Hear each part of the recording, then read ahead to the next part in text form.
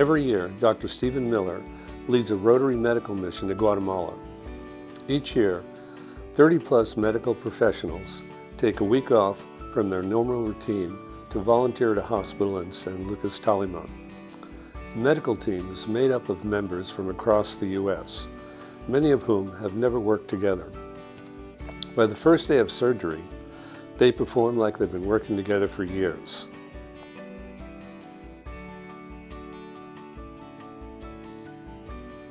What follows is an overview of the week and how this diverse group of volunteers joined together to make it all happen.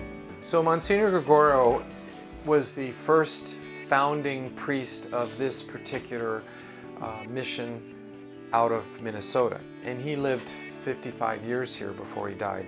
The hospital was built by many good-hearted Minnesota folks who built the hospital over 10 years. And it was meant to serve many people that would have medical crises on this very isolated part of Lake Atitlan who couldn't get the 2.5 or 3 hours up to the National Hospital.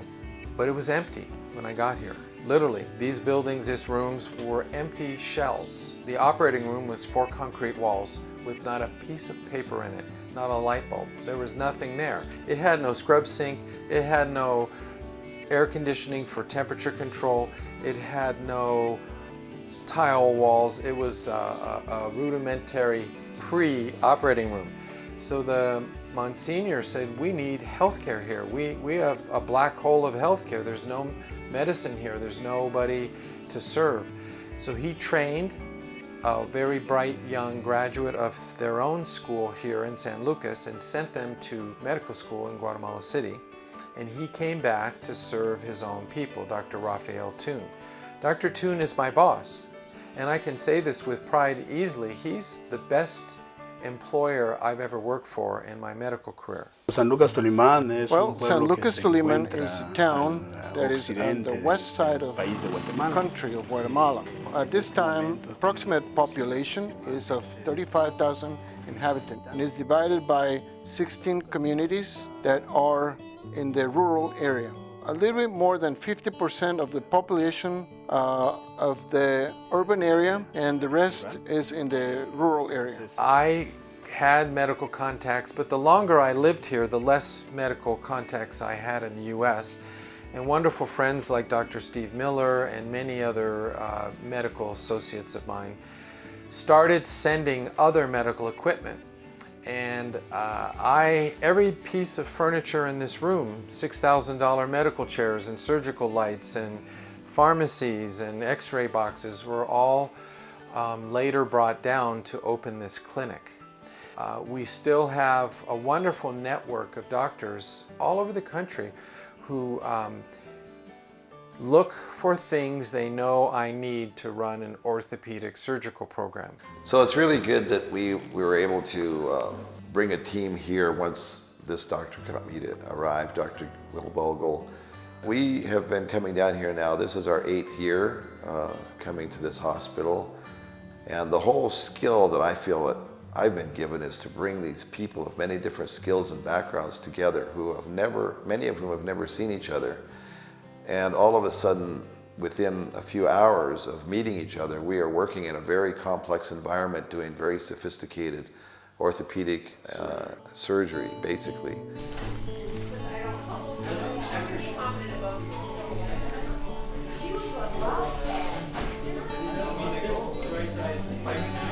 Whether they are treating patients or repairing medical equipment, the nurses, equipment technicians, translators, X-ray and anesthesia teams, along with the surgeons, are all pulling together to ensure a successful mission.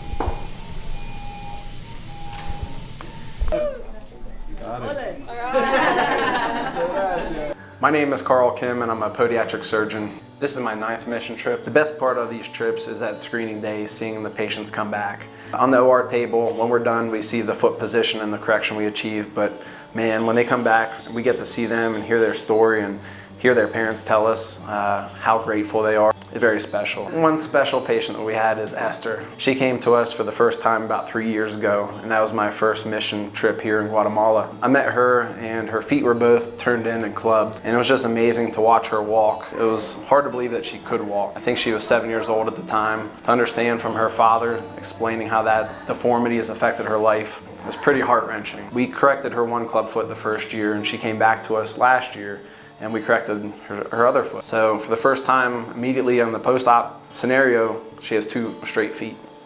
I'm Libby Weber, and I'm from Gillette Children's Specialty Healthcare in St. Paul, Minnesota. I'm in pediatric orthopedics.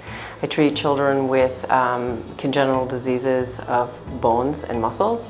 My group decided to start incorporating level 1 trauma into their practice, and they asked me to come out and start that program. Most of your surgeries here in Guatemala are helping the children. Are there any other surgeries that are special to you? They all stand out. They just live in my heart, all of these patients, because I remember every single one of them, and I review the cases when I get home, and I'm constantly talking to Will about their follow-up, and we're exchanging emails and x-rays so that I can see how they're doing. The dinner that we had last night, I was speaking with one of the nurses through an interpreter, and she said that my friend Francisco was living in town and doing well and really wanted to see me, but he was a 40-year-old manual laborer. He was in Guatemala City with his daughter and got carjacked at gunpoint, and they wanted to take his car, which he had a problem with, but they wanted to also take his daughter, and he had a huge problem with that. So he got in a fight with a gunman and got shot. We spent a couple years fixing him. We got the infection cleared the first year, and then we had to span him with an external fixation device the next year, and then we fixed him the year after that. And he's walking around doing his job. Daughter has a baby.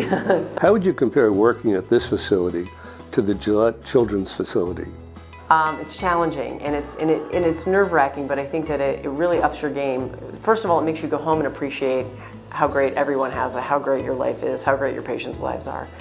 But it also makes you more of an innovator. You can't get stuck in a rut and you know, have to have the exact same suture anchor every time. It's not, you know, we're cutting screws because we don't have the right lengths, and we're doing ridiculous things down here. But it works, and it's healing these kids.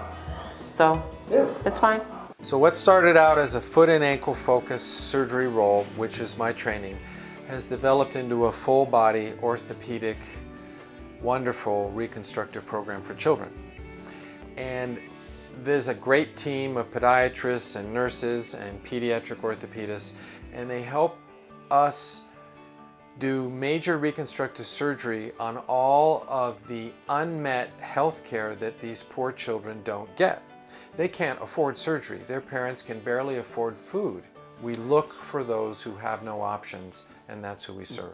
And our ultimate goal is 2. One is to serve these people and give them more opportunities. And the second thing that we're looking for when we come is, can we make these people self-sufficient? Are we going to develop this hospital and keep giving it equipment, training, help us work ourselves out of a job? I think that's part of Rotary's motto, is the service we give has to be not just making an impact, but to be sustainable.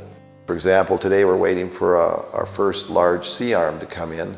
It has been purchased by the Bend, Oregon Rotary Club, and with the help of a Rotary Global Grant.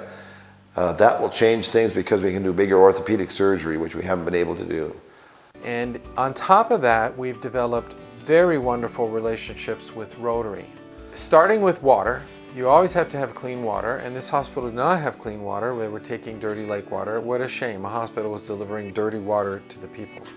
Well, we put in a $22,000 SunSpring, solar-powered, rooftop water system, water filter, and I signed off it as president of the local Rotary Club on the lake here.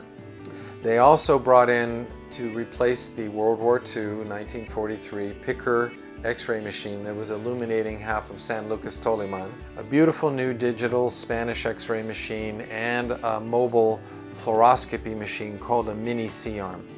And that was a $100,000 Rotary Global Grant. We're bringing in another specialty X-ray machine called a large C-arm. That's coming probably tomorrow, for more general orthopedic and full body use for all the other surgical groups that are here now. And we just bought a brand new truck that was converted to an ambulance, and Rotary paid the $32,000 for that device. And that's a wonderful life-saving instrument that Rotary has purchased and put on the road.